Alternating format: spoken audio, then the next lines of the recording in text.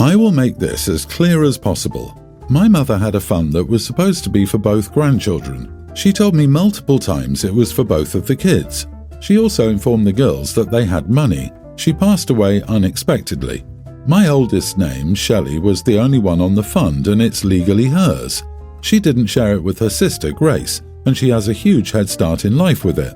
Due to this money, she's been able to go to college debt-free and will buy a house soon. My husband and I have been scrambling to give as much money as possible to Grace since she really got screwed over. Even with all our help, she still needs to take out student loans. Grace is working while in college and she found a student job that provides free housing. The issue is that she needs a car for it. So my husband and I will buy her a car because turning down this job will result in a ton of extra debt for her. Shelley found out about us getting the car and was angry. She's upset with us favouring Grace and never got a car from us. I pointed out she doesn't need help financially at all. We argued for a while and I had had enough. I told her that if she paid for her sister's college, I would stop favouring her with my money. She called me a jerk and isn't responding. Am I the idiot for telling my daughter if she pays for her sister's college, then I will stop favouring her sister with my money? Edit. According to my mother's partner, she had the money together to build it up more and was going to split it, $460,000, when my oldest went to college. She died before that. We've discussed it multiple times. Shelley was 17 when she got her inheritance. It had a block, so I couldn't touch it, which was fine. It was supposed to be for the girls. We thought she would just be kind and split it with her sister. She didn't, and it basically messed up her relationship with the family. As she puts it, it's hers legally. I don't need to share. Our other option would be to fight her claim, but we didn't have the money for that. She knows we all disapprove of her choice with it, especially since she knows Grandma wanted it shared. They are full sisters and have the same parents. Your eldest was given almost $500,000 and she's complaining you're buying her broke sister a car?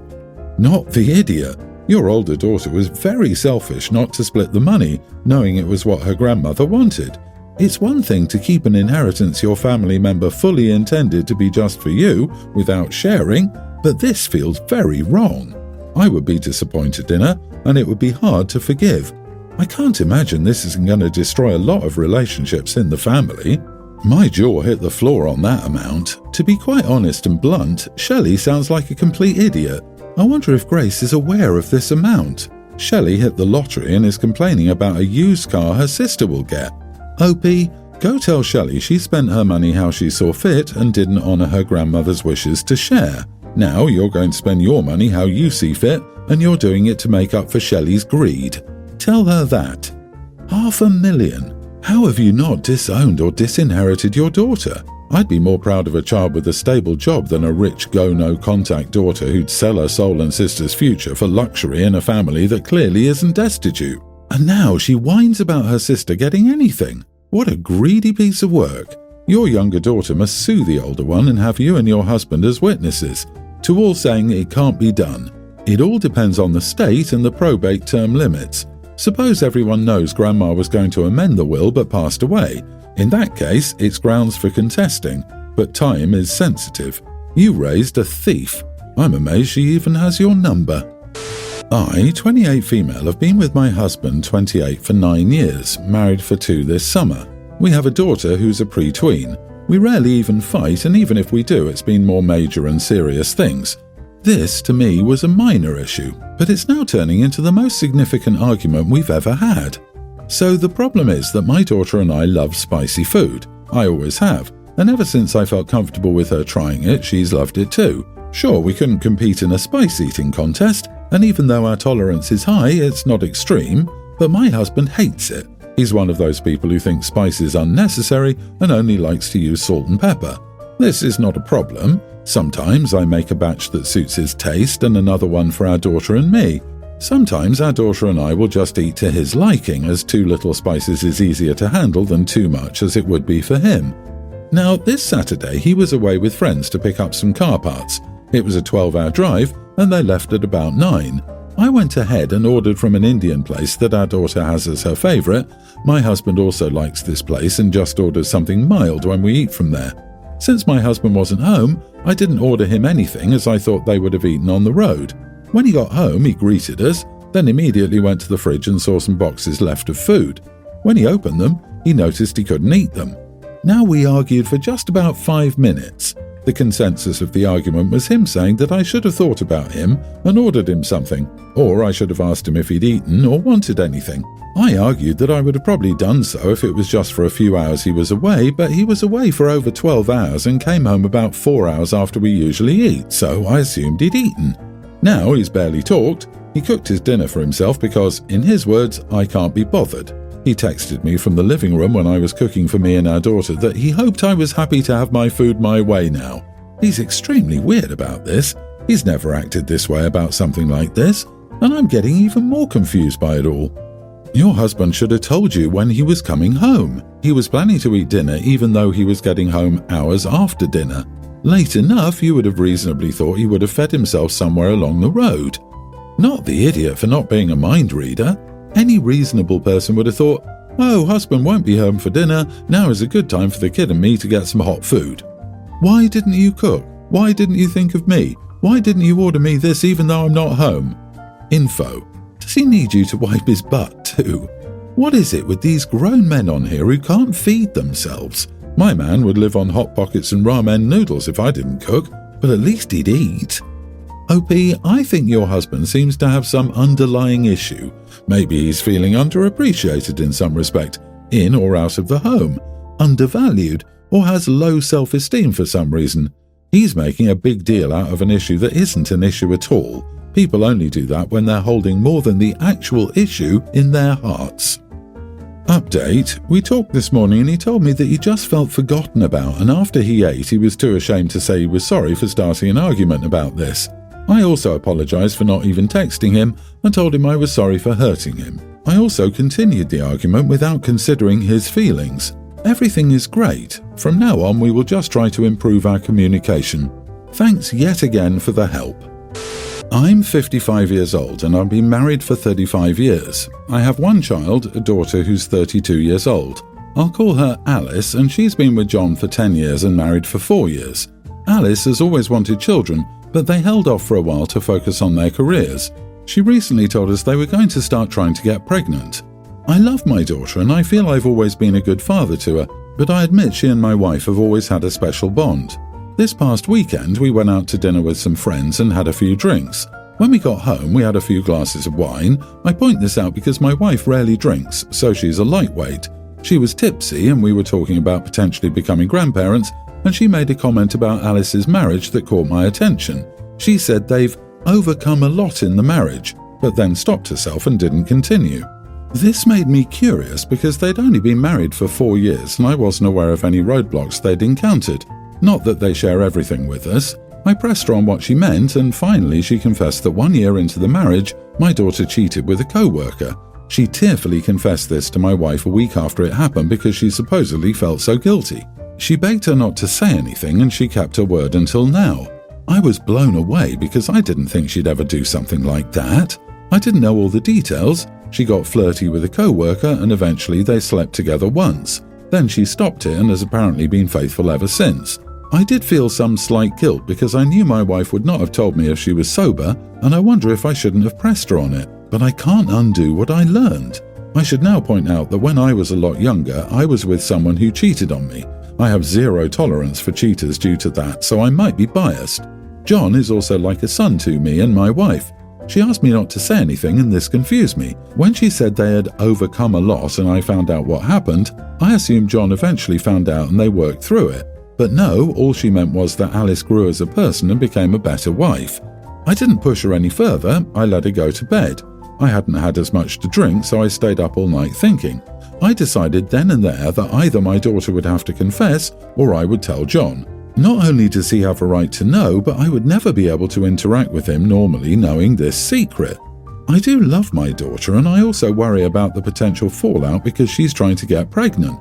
What if John finds out after the child is born? I feel like he had a right to know. I would not keep it a secret if I found out John cheated on her. The next day was Sunday and I knew I needed to talk to my daughter. My wife was against this, but I did end up having her come over the next day. It did not go well.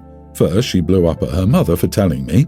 Then she yelled at me when I told her either she should confess or I was telling John. She said it was none of my business, etc. I disagreed. John is part of the family. She said I would destroy her life if I did this, she'd hate me, etc. She stormed out. Well, I did tell John, and the fallout is tremendous. John packed his bags and left the home the next day. He's apparently refusing to try counselling and intends to pursue divorce.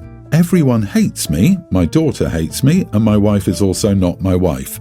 All our family members say I overstepped. I've spoken to some of my friends, and they said I blew up my relationship with my daughter over this. The only one showing me any kindness was John, who thanked me for telling him. My wife isn't on my side. I suspect this is because she was hoping for grandchildren. We both were.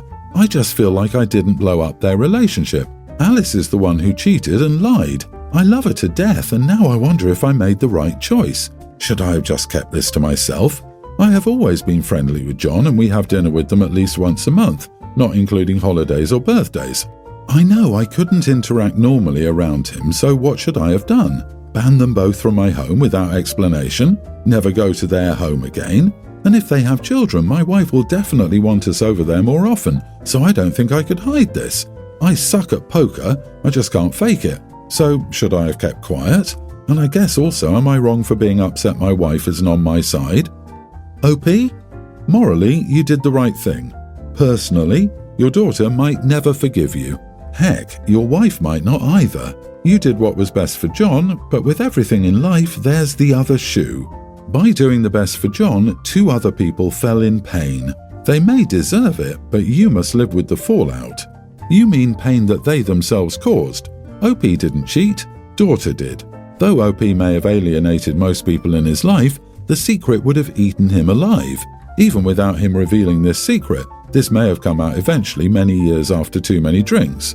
John would have been more devastated after knowing everyone was keeping this secret. Honestly, I'd be wondering if there's anything else your wife has been hiding. How could she look at your son-in-law and spend time with him knowing your daughter had cheated and not feel bad? Because we usually have a hierarchy of people in our life. If you have children, they usually are your number one in the world. As a consequence, people will always prioritize them against the in-laws. OP's an idiot. The daughter did wrong, no doubt, but the mother cared and cares more about her than about the cheating. OP has destroyed the relationship of the mother with her daughter. So, yes, most parents would be more furious about this than about the son or daughter having cheated.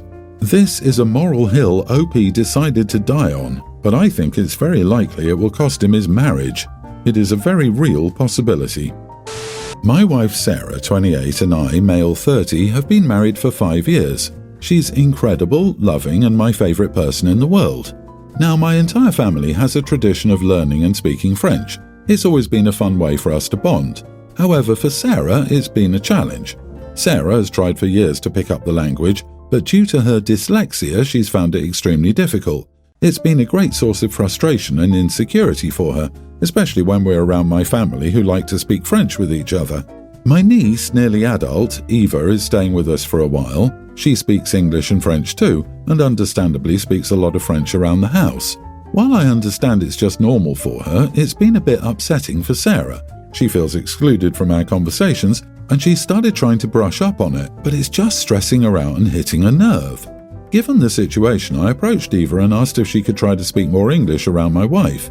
I explained that it wasn't about controlling her choices, but helping Sarah feel more comfortable and included in our conversations.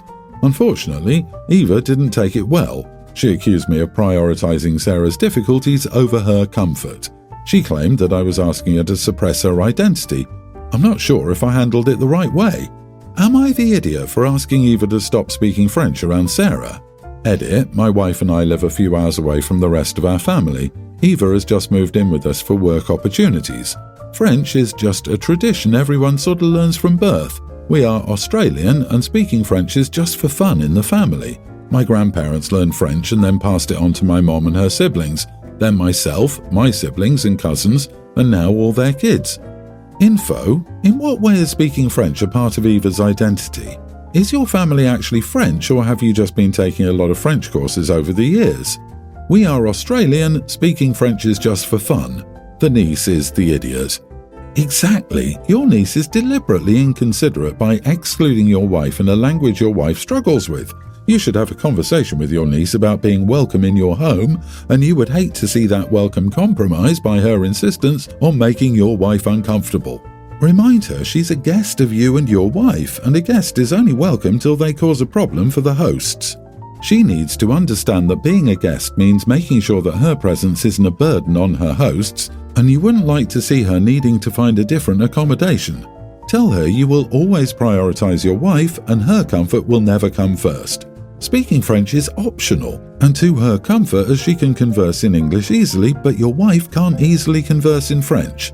There's one flaw with your strategy. She's a nearly grown woman. If she was capable of understanding what you're telling OP to explain, she probably wouldn't need that in-depth explanation to start. It sounds more like she's just a brat who doesn't like being told what to do. Just have to hope she outgrows it.